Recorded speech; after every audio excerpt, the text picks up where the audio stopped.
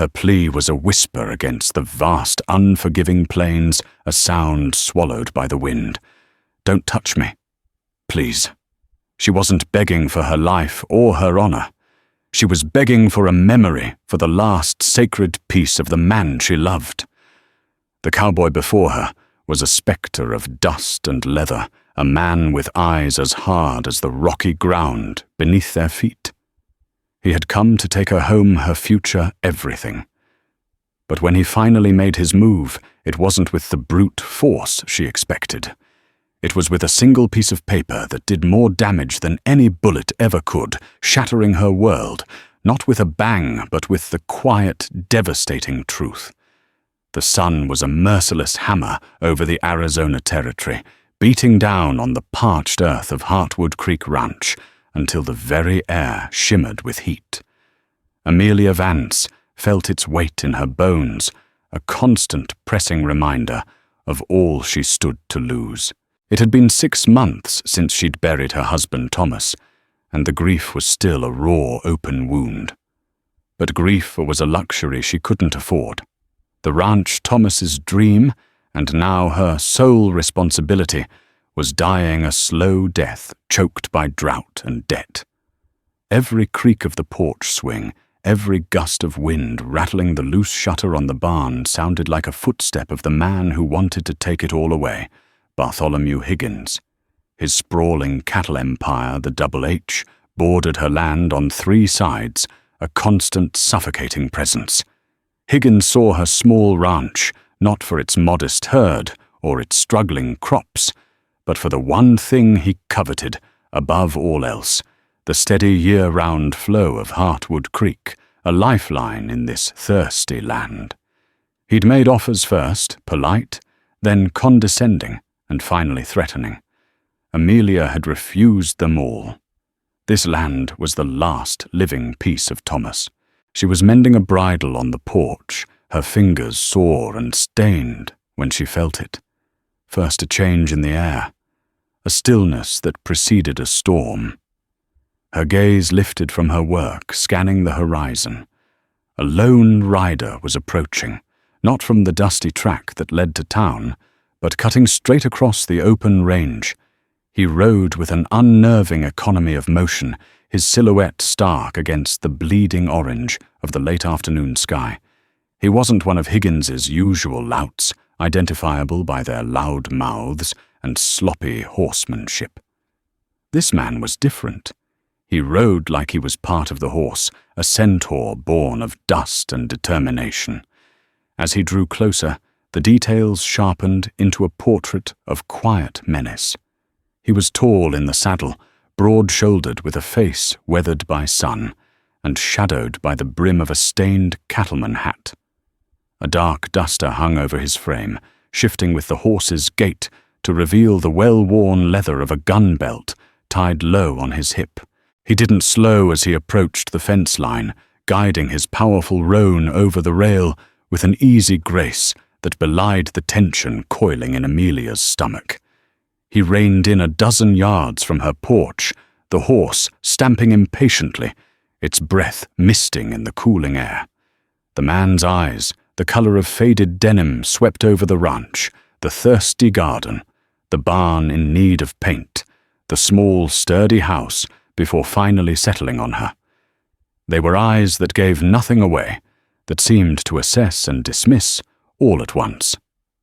"Ma'am," he said.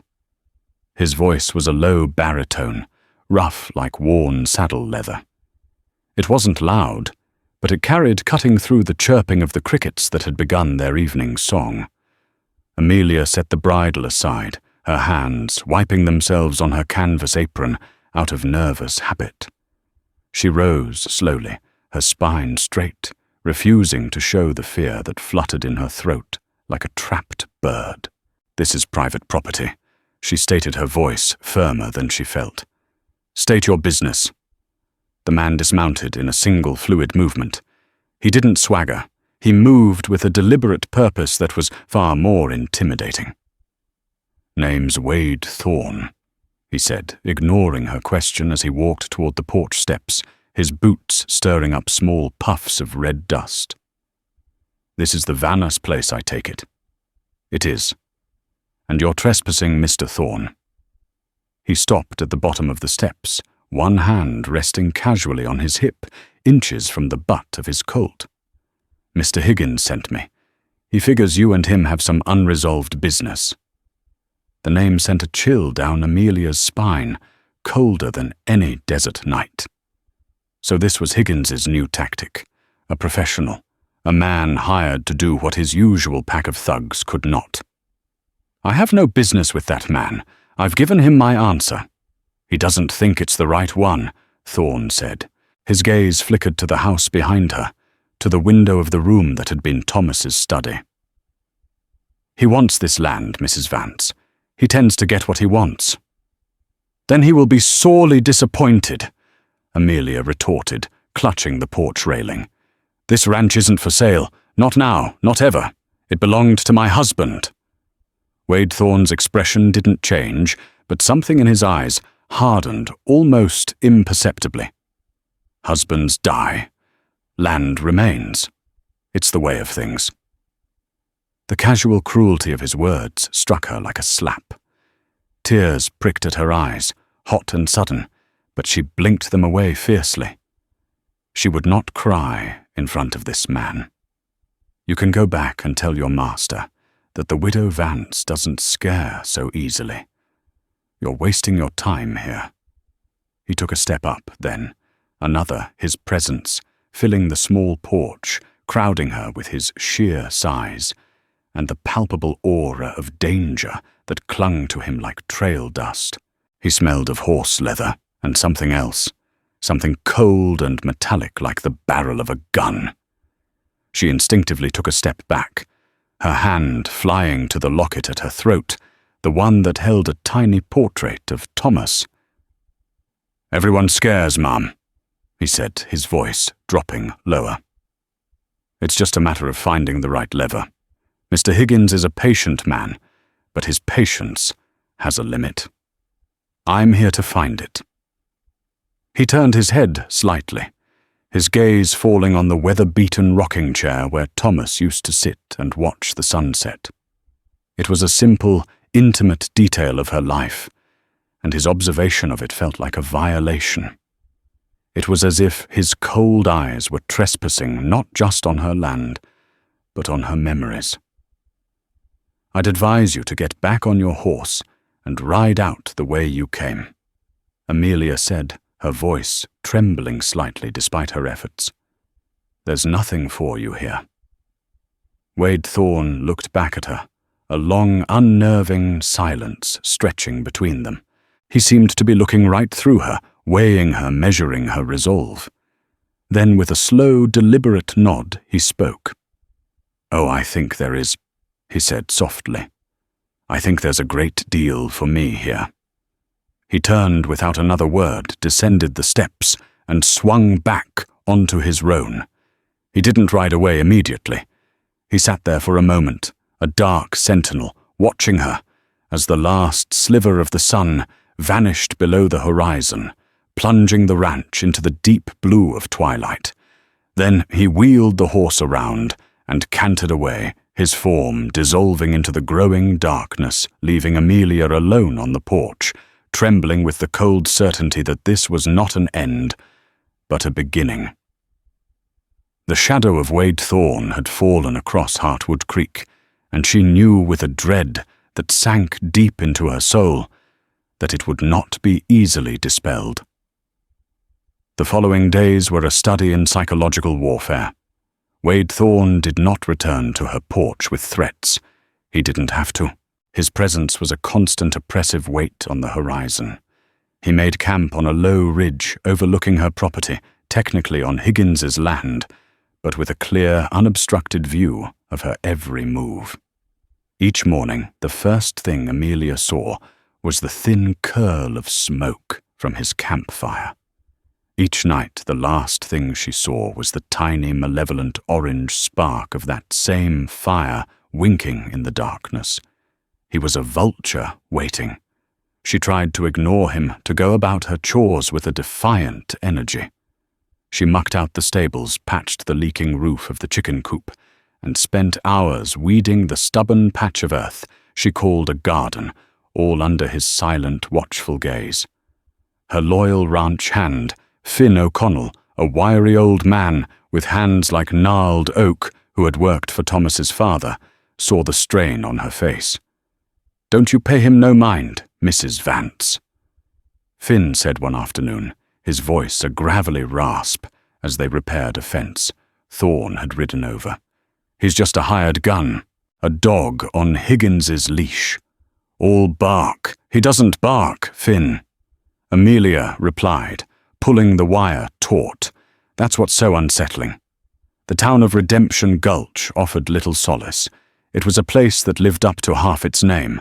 There was plenty of gulching, but redemption was in short supply. It was a town beholden to Bartholomew Higgins. His Double H Ranch was the largest employer, his money lined the pockets of the merchants, and his influence extended all the way to the sheriff's office. When Amelia rode into town for supplies, she could feel the change. People who used to greet her with warm sympathy now offered curt nods and averted eyes. Abigail Carter, the blacksmith's wife, and her closest friend, pulled her into the back of the general store, her round face etched with worry.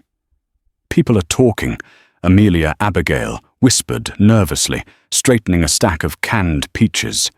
"They say Higgins has brought in a professional, a man named Thorne. They say he's the one who cleared out those nesters over in the Verde Valley. He's just watching me, Abby, doing nothing. That's what he does first." Abigail insisted, her voice dropping even lower. "He watches, he learns. He finds your weakest spot, and then he presses until you break. Be careful, please." Amelia's next stop was the sheriff's office. The room was stuffy and smelled of stale cigar smoke. Sheriff Brody, a man whose gut strained the buttons of his star-pinned vest, was tilted back in his chair, his boots propped on a desk buried in paperwork. He listened to her complaint with a placid, bovine expression.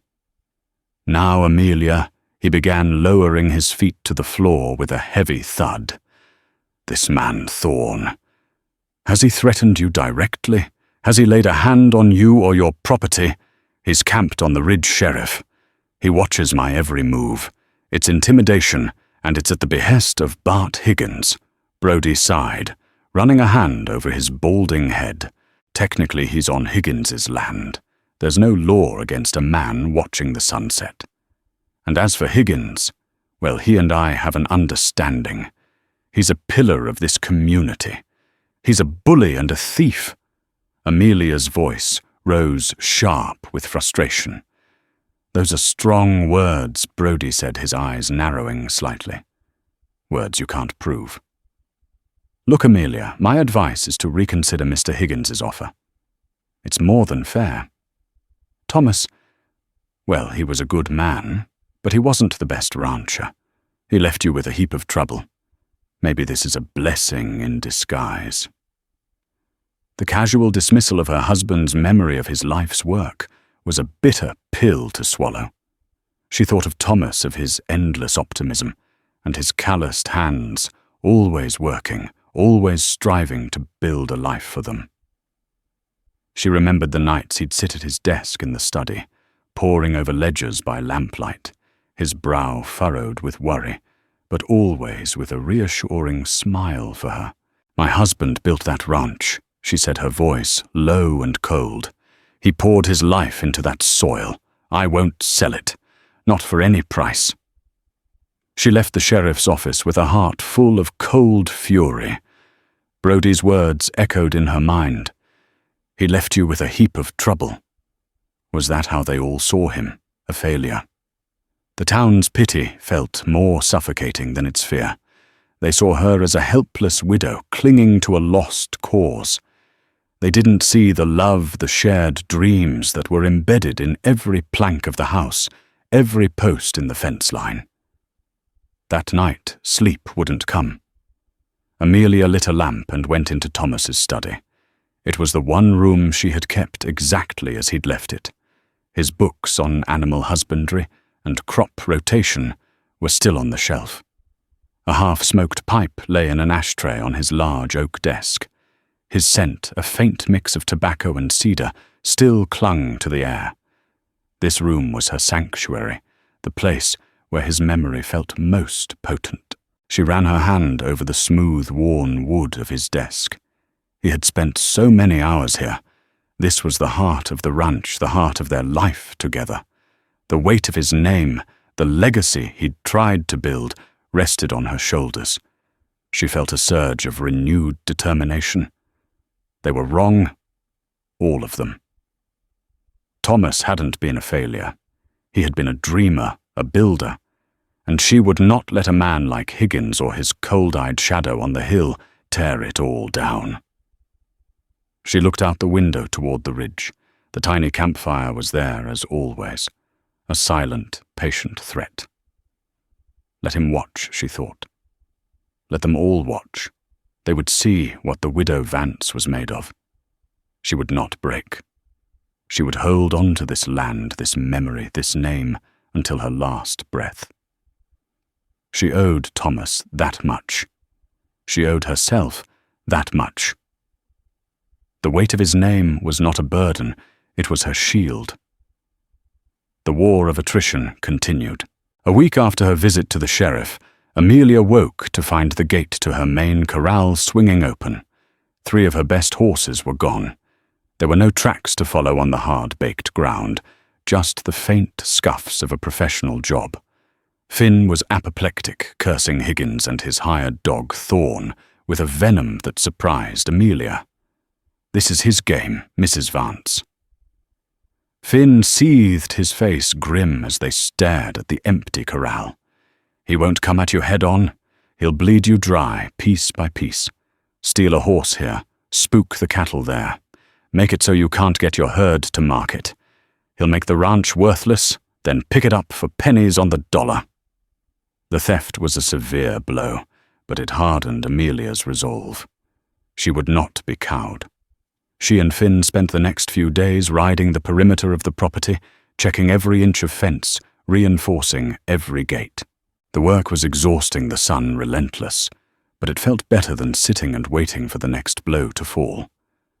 During those long rides, she was constantly aware of Wade Thorne, a distant figure on the ridge, watching them through what she presumed was a spyglass.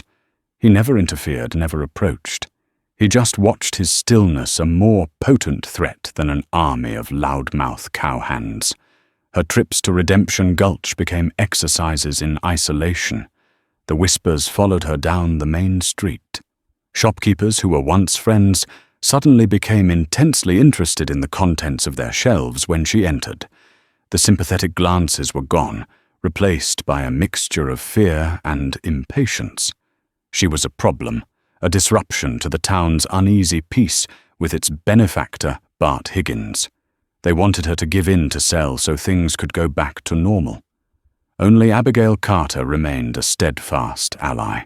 "They're fools, the lot of them," Abigail said one afternoon, pressing a small sack of fresh coffee beans into Amelia's hands over the counter of the general store.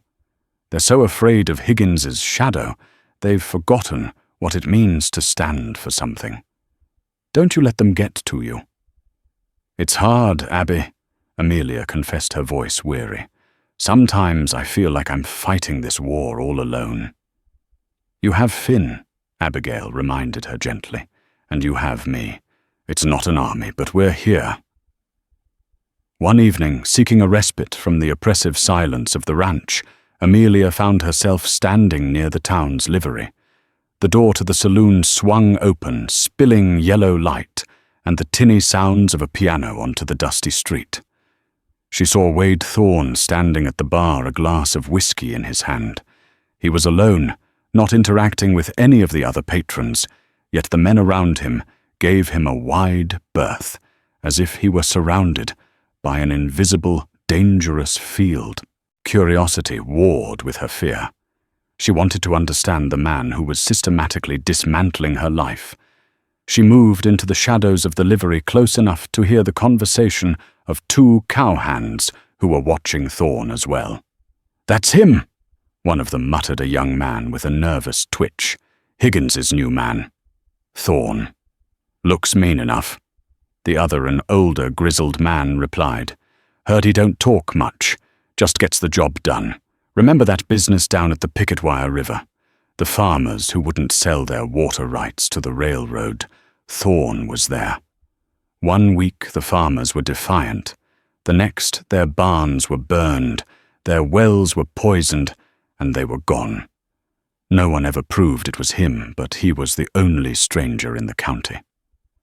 The story sent a fresh wave of dread through Amelia. This was the man she was defying. Not just a bully, but a silent, ruthlessly efficient weapon. Yet as she watched him, she saw something else. He wasn't drinking like the other cowboys, whooping and hollering. He drank his whiskey slowly, methodically, his gaze distant as he stared at his own reflection in the mirror behind the bar. There was a profound loneliness about him, a stillness that seemed to come not from peace, but from a deep, weary emptiness. For a fleeting moment, he looked less like a predator and more like a man haunted by the ghosts of his own actions. The moment was shattered when he lifted his eyes, and his gaze met hers in the mirror. He didn't react, didn't smile or scowl. He simply held her gaze for a long, silent second. It was a look of cold acknowledgement, as if to say, "Yes, I see you. I know you're there. It makes no difference."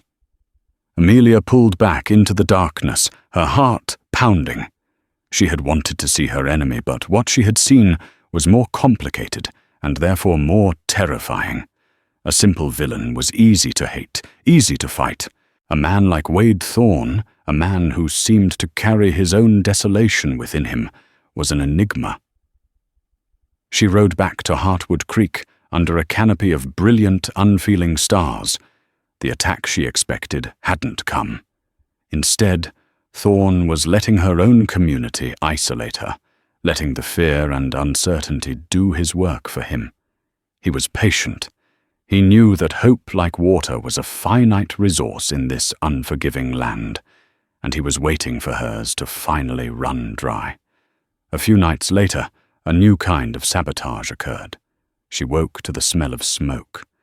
A fire had been set in the dry grasslands at the southern edge of her property.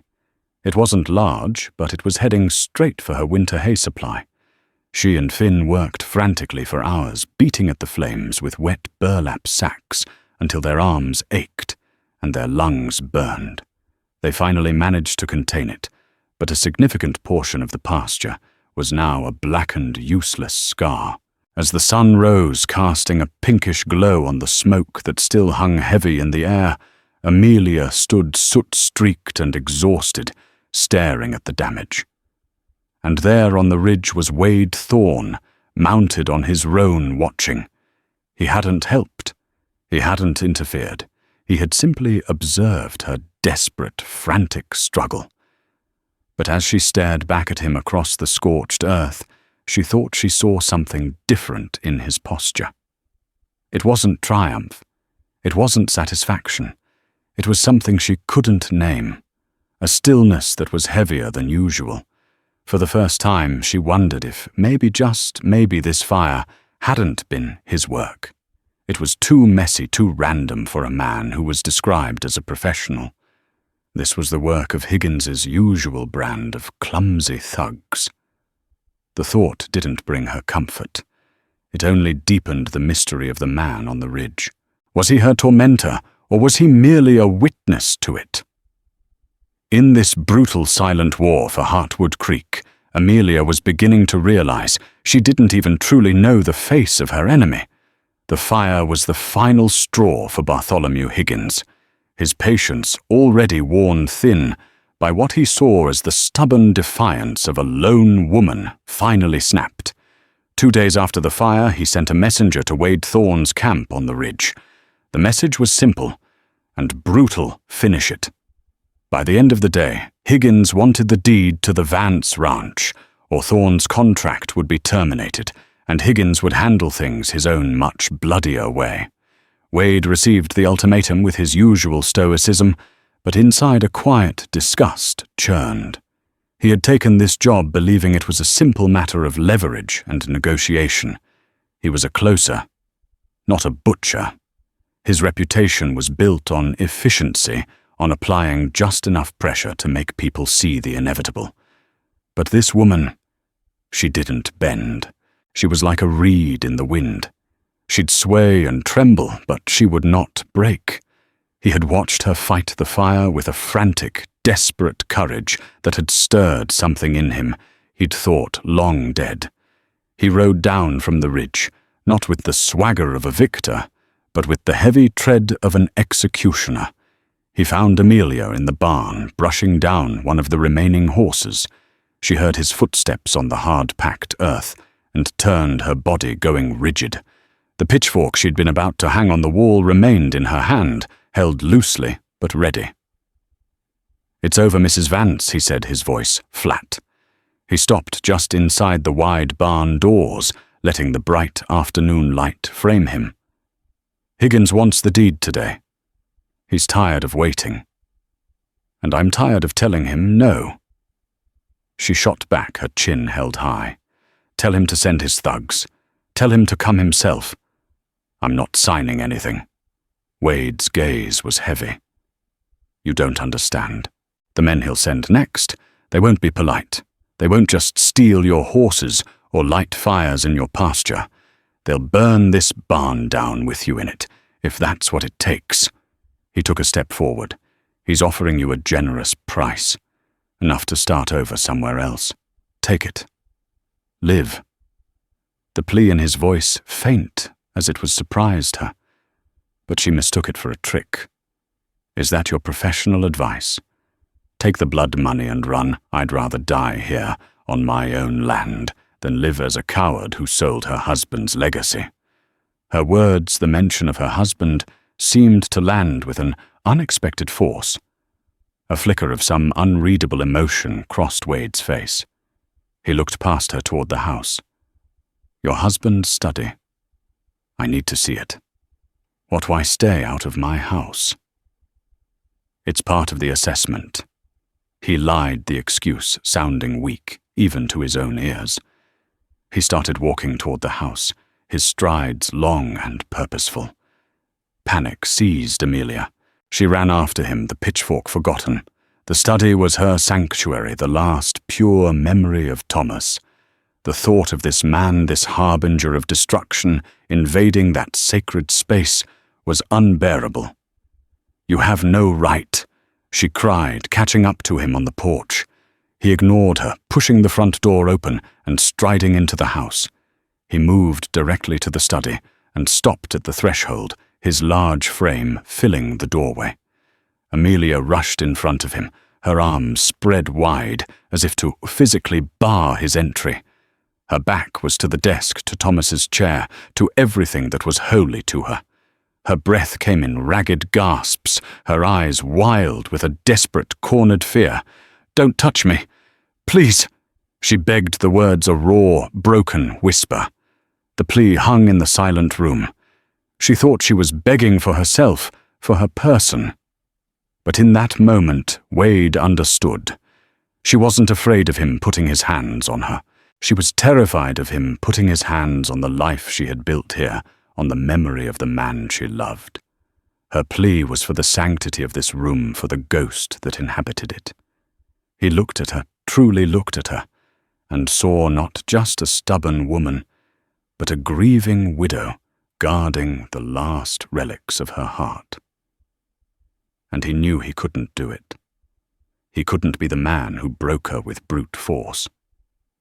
He would have to use the truth instead, and he knew with a certainty that chilled him to the bone that it would be infinitely crueler. His next move shattered her world. He didn't touch her.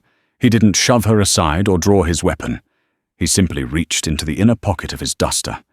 His hand emerged not with a threat, but with 2 folded pieces of paper. He held them out to her. "I'm not here for Higgins," he said, his voice low and heavy, with a truth he'd kept buried for months. "Not really." Amelia stared at the papers, confused and wary. Her arms slowly lowered. What? What is that? The first, he said, unfolding one and holding it so she could see, is a deed. To the water rights for Heartwood Creek. All of them. The most valuable part of this entire ranch. She saw the familiar looping signature at the bottom, and her breath caught in her throat. It was Thomas's. But the name of the buyer, the name to whom the rights were signed over, was not Bartholomew Higgins. It was Wade Thorne. I don't understand. She stammered her mind, refusing to process what her eyes were seeing. This is a forgery? It's no forgery, Wade said grimly. It was signed, witnessed, and filed with the Territorial Land Office 2 weeks before your husband died. He then unfolded the second paper. It was a letter written in Thomas's hand. He left this for me, in case something happened to him. I think you should read it. Her hand trembled as she took the letter. The paper felt brittle, fragile, like the world that was beginning to crumble around her. Wade, it began. If you're reading this, then the worst has happened, and I've left Amelia in a terrible mess. I don't have the courage to tell her the truth myself, but you have a right to what's yours. I'm a fool. I thought I could win it back. The cards, the debts. It all got away from me. The men I owe money to in Prescott are not the kind to forgive and forget. They were going to take the ranch, Amelia's home. You were my last chance. That poker game. I bet the water rights against my debt and I lost. You won them fair and square. You saved me from worse men, and in return, I've ruined you both. I'm sorry. Tell Amelia I loved her. Tell her I tried. The letter slipped from her fingers and fluttered to the floor. The room tilted. The air grew thin. The image of her husband, hard-working, honest, poring over ledgers to build their future, dissolved into smoke. In its place was a new image, a desperate man, in a smoke-filled room, gambling away their life on the turn of a card. The long nights in his study weren't spent planning for their future. They were spent agonizing over his debts. The weight of his name was not a shield, it was a lie. Her world did not just crack, it vaporized. The foundation of her life, her love, her entire reason for fighting, was built on a fiction. She looked up at Wade Thorne, the man she had seen as her tormentor, and saw him now in a horrifying new light. He wasn't a vulture sent by Higgins. He was the owner of her future. He had been from the very beginning. Why she whispered the sound hollow in the ruins of her life? Why didn't you just say so? Because he was my friend once, a long time ago. Wade said, his voice laced with a deep, ancient regret. And because I saw your face at his funeral, I couldn't do it. I never meant to collect on this debt. I was just going to let it be. But then Higgins found out about the deed. He's been using it to force my hand ever since. Amelia sank into Thomas's chair, the chair she had so fiercely protected. It offered no comfort. It felt like the seat of a stranger. The man she had loved and grieved for was gone, replaced by a ghost she had never known. And the man standing before her, the cowboy who had been a symbol of all she feared, was now the sole arbiter of her fate, the keeper of her husband's devastating secret. Her world was shattered, and he was the one left holding all the pieces. The silence in the study was absolute, broken only by the frantic pounding of Amelia's heart. The truth, now that it was unleashed, was a toxic thing, poisoning the air, leaching the color from the room. She stared at the letter on the floor, at the looping script of a man she no longer knew. Every shared memory, every whispered promise now felt tainted, recast in the harsh light of his betrayal. The grief she had carried for 6 months was supplanted by a new, more complex agony, the grief for a life that had never really existed. Wade Thorne stood motionless, giving her space to absorb the blow. He had watched men break before, under the weight of bullets or bankruptcy, but he had never witnessed a soul crumble like this. The fight had gone out of her eyes, replaced by a vast, empty chasm of disillusionment. Finally, she spoke, her voice a dead, toneless thing. "So this has all been a lie. You on that ridge? You weren't trying to scare me off for Higgins?" "No, ma'am," he said quietly. "I was trying to figure out a way to walk away from this whole mess without either of us getting killed. Higgins found out I hold the deed to your water rights. He wants them. He's been paying me not to run you off, but to enforce my own claim and then sell to him. If I refuse, he exposes me, and if I walk away, he sends his men to take what he wants from you anyway. We've been caught in the same trap." Amelia laughed, a dry, bitter sound that held no humor. "The same trap you're holding the key, Mr. Thorne. I'm just the one locked inside." She finally looked up at him, her eyes clear now with a cold, hard clarity. "So what happens now? You throw me off my land, take the water, and get rich with Mr. Higgins?" "That was the plan I was being paid to follow," Wade admitted. "But it's not a plan I have much taste for." He walked over to the window and looked out at the sun-scorched land. "Higgins won't stop. Now that he's shown his hand, he'll come for this place. He doesn't need a legal claim anymore.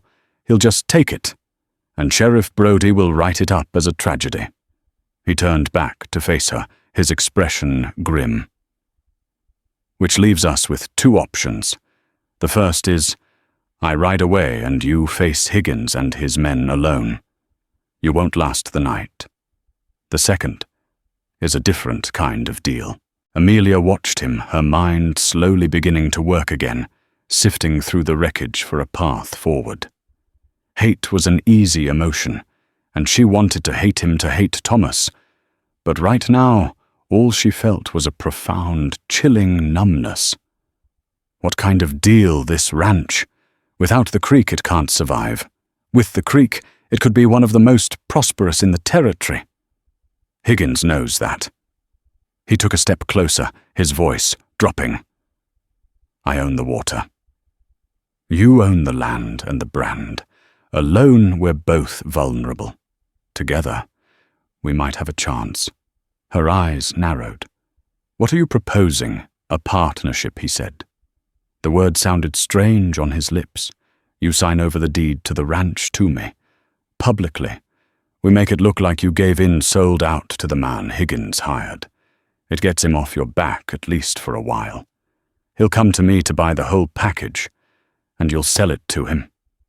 She finished, the bitterness returning.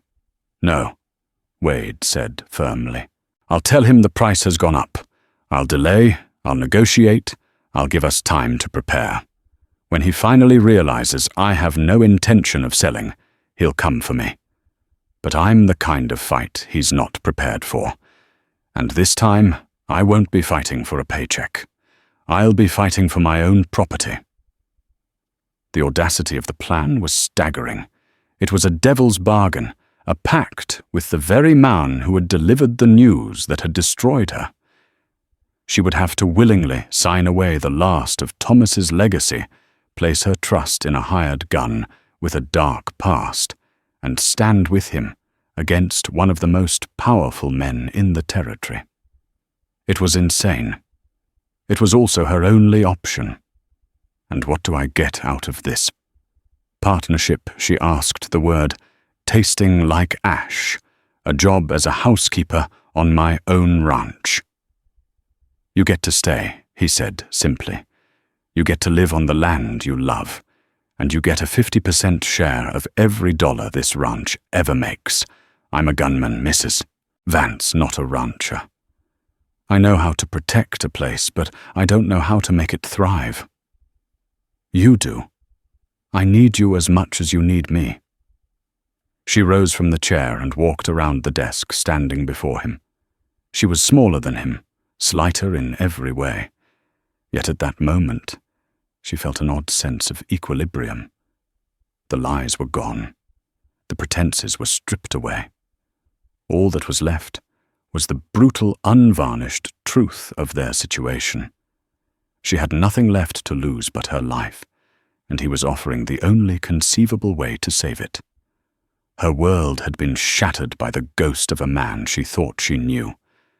Now her survival depended on the word of a man she didn't know at all. "I'll need to see the terms in writing," she said, her voice steady, betraying none of the turmoil inside. "Every detail, the profit-sharing, the division of duties and agreement that the ranch cannot be sold without my consent." A flicker of surprise, of respect, showed in Wade's eyes. He had expected tears, hysterics, or a blind refusal. He had not expected a businesswoman to emerge from the wreckage. Fair enough, he nodded. "I'll have them drawn up by the lawyer in Prescott, not here. No one in Redemption Gulch can be trusted." "One more thing," Amelia said, her gaze unwavering. "If we do this and we survive, I want the deed to the ranch put back in my name. The water rights can stay in yours. We'll be partners, Mr. Thorne. But this will always be my home." Wade considered her for a long moment. It was a risky proposition, leaving him legally exposed down the line, but he saw the steel in her spine, the unyielding pride that had kept her going this long. It was that very spirit that gave them a fighting chance. "Agreed, Mrs. Vance," he said, extending his hand. She looked at his calloused, battle-scarred hand, the hand of a man who lived by the gun. It was the last hand in the world she ever expected to take. But as she placed her own in it, the grip was firm, steady, and surprisingly warm. It wasn't a gesture of comfort or friendship. It was the sealing of a contract, a desperate alliance forged in betrayal and aimed at survival. The next week passed in a blur of tense preparation. As promised, Wade rode to Prescott and returned with a legally binding partnership agreement, drafted by a lawyer who had no ties to Bart Higgins. Amelia read every word, her lips moving silently, before signing her name next to his. The stroke of her pen felt like a final goodbye to the life she had known. That same day, a separate deed was filed, transferring ownership of Heartwood Creek Ranch to Wade Thorne. The news hit Redemption Gulch like a thunderclap. The whispers in the general store turned to open gossip. The widow Vance had finally caved. The hired gun had won. When Amelia rode into town, she held her head high, ignoring the pitying and scornful looks. Let them think what they wanted. Their ignorance was her shield. Wade moved his camp from the ridge down to the ranch, taking up residence in the small bunkhouse that had sat empty for years. His presence was a constant, unsettling reality. They were partners but not friends. They spoke only when necessary, their conversations clipped and focused on the work at hand. They were two broken people, bound together by mutual desperation, each circling the other's pain with wary respect. Wade took over the security of the ranch. He was meticulous, tireless. He taught Amelia how to properly clean and load a rifle, his large hands guiding hers with an impersonal professional touch. He showed her how to reload quickly, how to use cover, how to anticipate an attack. Don't aim for the man, he'd instructed, his voice a low rumble. Aim for the center of his chest. Don't think. Just do. Amelia, in turn, threw herself into the work of the ranch with a ferocity that surprised even herself. The grief and betrayal had been transmuted into a white-hot energy. She was no longer trying to preserve Thomas's dream. She was fighting for her own survival. She worked alongside Finn from sunup to sundown, her focus absolute. She was determined to prove to Wade and to herself that she was more than just a name on a piece of paper. She was the heart of this place. Finn O'Connell was the only one Amelia confided in. The old ranch hand had looked at her, his weathered face full of disbelief when she explained the truth about Thomas, and the nature of her new arrangement with Thorn. But his loyalty was to her, not to a ghost. The man's got a dark reputation, Finn had said, spitting a stream of tobacco juice into the dust. But I've watched him. He's no fool, and he works as hard as any man I've ever seen. Maybe this is the only way. Higgins didn't wait long. A few days after the deed was filed, he rode up to the ranch himself, flanked by two of his brutish foremen. He was a big man, florid-faced and used to getting his way. He addressed himself only to Wade, ignoring Amelia completely as she stood on the porch. Thorn Higgins boomed a smug smile on his face. "I see you've concluded your business with the widow. I'm here to conclude mine with you. I'll give you 10% over what you paid her for the deed. A quick and easy profit for a day's work." Wade leaned against a porch post, deceptively casual. "Sorry, Higgins." The price went up. Higgins's smile faltered. "What are you talking about? I've decided I like it here," Wade said, his voice dangerously soft. "The land, the water. I think I'll stay. The ranch isn't for sale." The color drained from Higgins's face, replaced by a mottled, apoplectic purple. "You double-crossing snake. You work for me. My contract was to acquire the property. I acquired it. It's mine now. Our business is concluded." Wade pushed himself off the post, his hand hovering near his gun. "I'd advise you to leave my property. This isn't over." Thorn Higgins snarled, yanking his horse's reins. "You'll regret this. You both will." He cast a venomous look at Amelia before wheeling his horse around and galloping away, his men scrambling to follow. The quiet that followed was heavy with anticipation. "He'll come at night," Wade said, his gaze fixed on the dust cloud kicked up by the departing horses. "And he'll come to kill." The attack came 2 nights later, under the sliver of a new moon. A dozen riders, their faces masked by bandanas, descended on the ranch. The first sign of their arrival was a volley of gunshots that splintered the wood of the house and sent shards of glass from the windows tinkling to the floor. Amelia's heart leapt into her throat, but Wade's training took over. She grabbed the rifle he had given her and crouched beneath the shattered window of the parlor, just as he had shown her. Finn was in the barn, armed with a shotgun, ready to defend the livestock. Wade was already outside a spectre in the moonlight, moving between the watering trough and the woodpile, firing his Winchester with calm, deadly precision. The night erupted into a cacophony of gunfire, shouting, and the terrified whinnying of horses. Amelia's hands were slick with sweat, but she forced herself to remain steady. She saw a shadow detach itself from the darkness near the corral, a man trying to flank Wade's position. She lifted the rifle sighted down the barrel as he'd taught her, and squeezed the trigger. The weapon kicked hard against her shoulder, the explosion deafening. The shadow cried out and crumpled to the ground. She didn't have time to feel horror or remorse. Another rider was charging the porch, his pistol blazing. A bullet tore through the wall near her head, showering her with plaster dust. From the barn, Finn's shotgun boomed twice, and the rider was blasted out of his saddle. The fight was brutal and chaotic, but Wade was its terrifyingly efficient epicenter. He moved with a lethal grace, a whirlwind of calculated violence. He was a force of nature, and Higgins's men, used to bullying unarmed farmers, were no match for him. The initial onslaught faltered, then broke. One by one the attackers turned and fled into the darkness, leaving behind 2 of their own motionless on the ground. As silence descended once more upon Heartwood Creek, broken only by the ragged sound of her own breathing, Amelia lowered her rifle. Wade appeared at the doorway, his face streaked with dirt, a grim look in his eyes. He scanned the room, his gaze resting on her for a moment. "You all right?" he asked, his voice rough. She could only nod her throat, too tight for words. He walked over to the window and looked out at the man she had shot. "You did good," he said, not with praise, but as a simple statement of fact. In that moment, standing together in the wreckage of her home, surrounded by the smell of gunpowder, something shifted between them.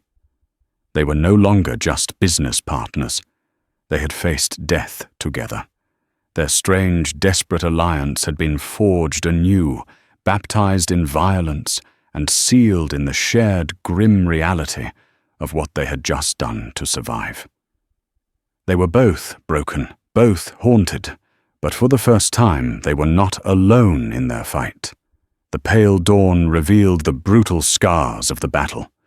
Bullet holes riddled the house walls, and the ground was littered with spent shells.